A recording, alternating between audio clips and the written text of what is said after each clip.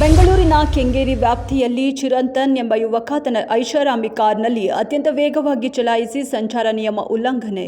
ಕೆಂಗೇರಿ ಪೊಲೀಸರಿಂದ ಎಫ್ಐಆರ್ ದಾಖಲು, ವಿಭಿನ್ನ ಶಿಕ್ಷೆ ಕೊಟ್ಟು ಬಿಸಿ ಮುಟ್ಟಿಸಿದ ಹೈಕೋರ್ಟ್. ಆರೋಪಿಗೆ ತನ್ನ ಲ್ಯಾಂಬರ್ಗಿನಿ ಕಾರ್ನಲ್ಲೇ ಬಂದು ರಸ್ತೆ ಕಸ ಗುಡಿಸುವಂತೆ ನ್ಯಾಯಾಲಯವು ವಿಶಿಷ್ಟ ಶಿಕ್ಷೆ ವಿಧಿಸಿದೆ. ಕಾನೂನು ಸಂಕಷ್ಟಕ್ಕೆ ಸಿಲುಕಿದ ಮೊನಾಲಿಸಾ ಮದುವೆ ಕೇಸ್. ಮಾರ್ಚ್ 11ರಂದು ಕೇರಳದಲ್ಲಿ ಫರ್ಮಾನ್ ಜೊತೆ ಮದುವೆ. ದಾಖಲೆ ಪರಿಶೀಲಿಸಲಾಗಿ ಆಕೆಗೆ ಕೇವಲ 16 ವರ್ಷ 2 ತಿಂಗಳು. 2009ರ ಡಿಸೆಂಬರ್ 30ರಂದು ಮೊನಾಲಿಸಾ ಜನಿಸಿರುವುದು ದೃಢ. ಅಪ್ರಾಪ್ತೆ ಮದುವೆ ಆದ ಫರ್ಮಾನ್ ಖಾನ್ ಮೇಲೆ ಫೋಕ್ಸೋ ಕೇಸ್. ಹೈದರಾಬಾದ್ ಮೂಲದ ಯುವತಿಗೆ ವಿವಾಹ ನಿಶ್ಚಯ. ಮದುವೆಗೆ ಮುನ್ನ ಯುವಕನ ಪೋಷಕರಿಗೆ HIV ಇರುವುದು ದೃಢಪಟ್ಟಿತ್ತು. ಯುವಕನಿಗೂ HIV ಪಾಸಿಟಿವ್ ಇರುವುದು ಪತ್ತೆ. ಮದುವೆಯನ್ನು ನಿರಾಕರಿಸಿದ್ದ ಹುಡುಗಿ ಮೇಲೆ ಸಿಟ್ಟಿಗೆದ್ದು HIV ಪೀಡಿತ ರಕ್ತವನ್ನು ಬಲವಂತವಾಗಿ ದೇಹಕ್ಕೆ ಇಂಜೆಕ್ಟ್.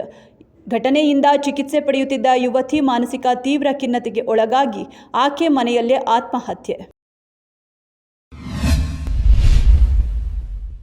ಪ್ರಧಾನಿ ನರೇಂದ್ರ ಮೋದಿ ಅವರ ಹತ್ಯೆಗೆ ಸಂಚು ರೂಪಿಸಿದ್ದ 3 ಯುವಕರನ್ನು ಬಿಹಾರದ ಬಕ್ಸರ್ ಜಿಲ್ಲೆಯಲ್ಲಿ ಬಂಧಿಸಲಾಗಿದೆ.